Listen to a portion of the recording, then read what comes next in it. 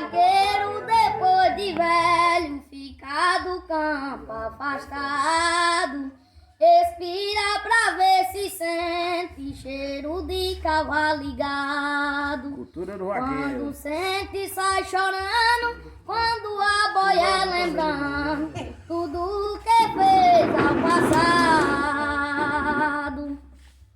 O corpo dele é marcado por mais de uma cicatriz dos golpes que receberam de pedra, ramo e raiz, que causaram ferimento e apesar do sofrimento cansou, mas viveu feliz.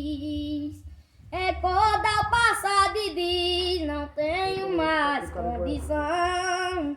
Aposentei meu cavalo, guardei perneira, gibão. Celas fora e guarda-peito, não quero mais é o jeito. Dará a Deus a profissão. Eu te pedi uma mesmo, que eu não aguento não. Na sombra da solidão é viver contra a vontade. Para os outros vaqueiros novos ele diz foi a idade que me tirou dessa luta, toca o chuca e ele escuta, aí aumenta a saudade. Ô, vaqueiro retopado!